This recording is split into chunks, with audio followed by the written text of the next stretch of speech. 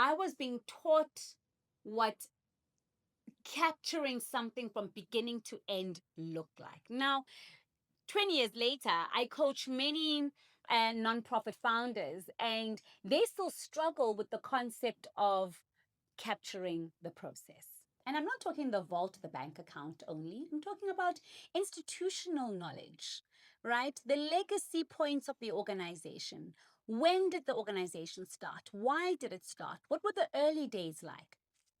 If all this information is living inside your head as the founder, then you are running an organization that if you disappear for a year, it disappears along with you.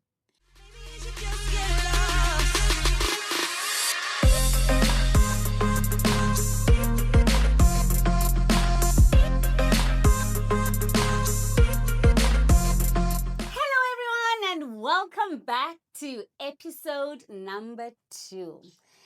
We're talking all things nonprofit organization journey, where I started.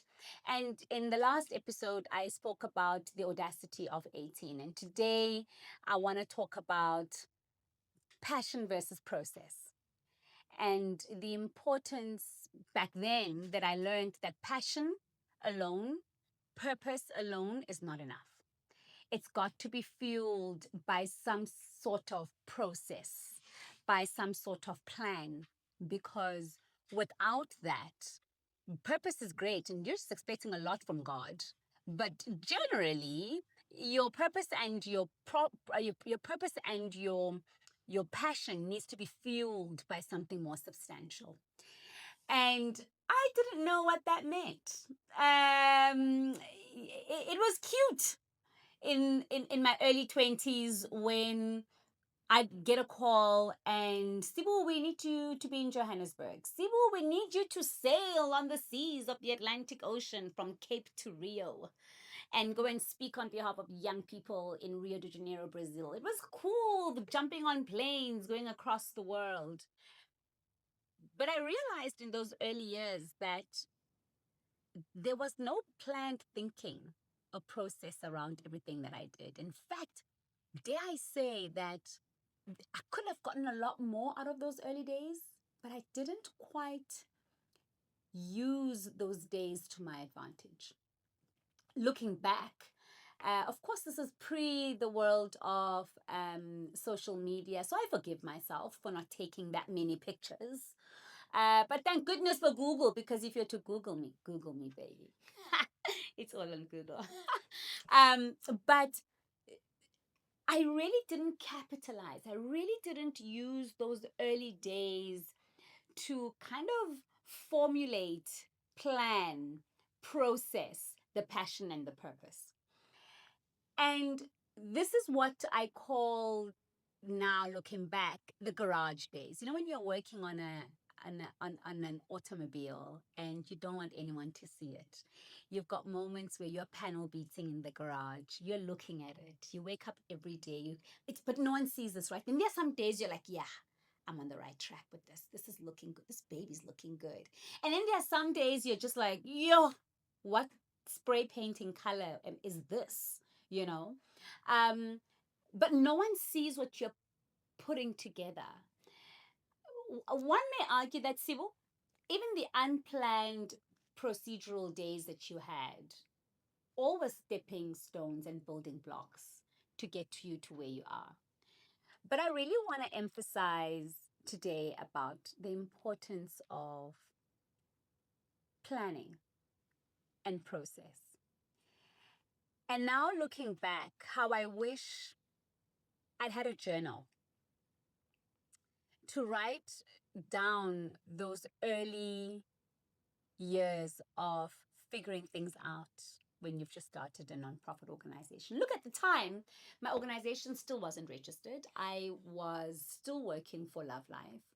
I was really the girl at Love Life who was a part of building curriculums, whether it was for media or the motivational program or the healthy sexuality program, really I was a part of.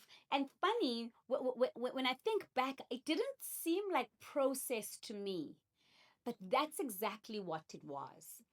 I was being taught what capturing something from beginning to end looked like. Now, 20 years later, I coach many nonprofit founders, and they still struggle with the concept of capturing the process.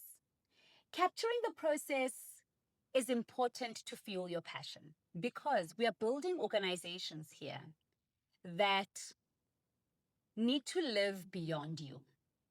And if right now, all the information of your organization is sitting in your head, that is a huge investment risk. This is why a lot of donors, before they even fund you, want to understand who makes up your team. What are their expertise? How much do they know? How much access do they have to the vault? And I'm not talking the vault, the bank account only. I'm talking about institutional knowledge, right? The legacy points of the organization. When did the organization start? Why did it start? What were the early days like? If all this information is living inside your head as the founder, then you are running an organization that if you disappear for a year, it disappears along with you. And then, quite frankly, you would have failed at starting and running your own organization. Because, I will repeat, we run these organizations, we start and run these organizations so that they can live beyond us. And if right now, take stock, I'll give you a minute. If you're feeling right now like, if I was to leave because I've fallen pregnant, because life happens. You're pregnant now, you must be pregnant for 9 months, and now you must be on maternity leave, and you feel like that life event alone could shake up your organization. It's time for you to have some sort of succession plan.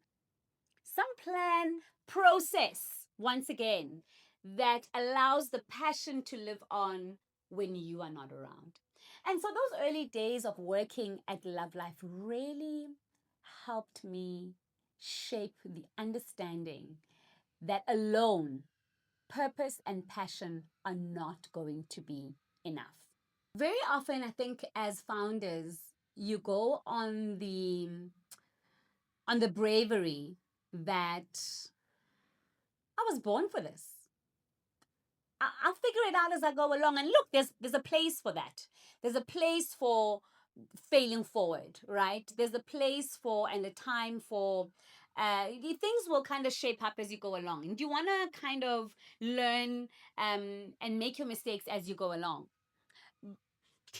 But surely, 10 years later, that still can't be your hymn. You can't still be singing from that page.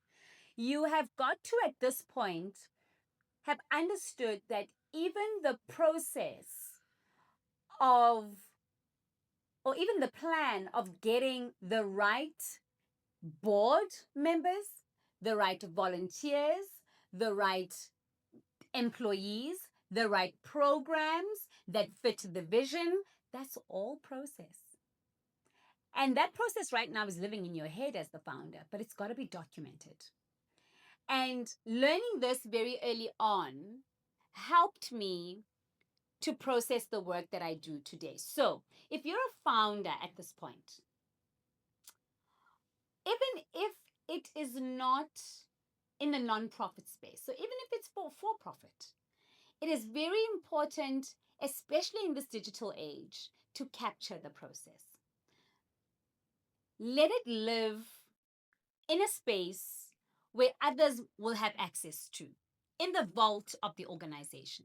Sit in front of a camera and be like, okay, we're about to approach our very first donor. I'm going to send that cold email right now. Here are my feelings. Here are my emotions. This is what I'm thinking. I'll let you know. I'll come back and let you know if I got a response or not. That captures the early process of what founders go through. You know, very often we think founders syndrome is people just hogging everything. Sometimes it's unintentional hogging. You are not doing it because you don't want to share information. You are doing it because you don't know that you have to. And really, the purpose of this episode today is really about you starting to think about the fact that everything is processed. The fact that you woke up this morning and you switched on your phone and you went onto YouTube and you came across this video and you're watching it, it's process. But you're doing it so naturally that you're not thinking about it. And that same applies to your organization. Every single decision that you make that leads you to either a success or a win or a fail or a dip is process. And the sooner you are able to jot that down and fully understand it, you'll be able to know which ones or which pitfalls do you try and run away from, and which wins do you run towards. Um, and I learned this very early on, but I didn't realize that the lessons were there. And I'm here to tell you today that you do not have to wait 15 years, 20 years like I did to realize that that was a lesson to be learned. I'm telling you now, the moment I started planning, processing my purpose and my passion was the moment the money started hitting the bank account. Because people want to know that whatever you are doing in your organization has been processed, has been planned, and is living outside of you. So, there you have it for today. Nice, short, and sweet. From your one and only NGO expert and NGO queen. Cheers.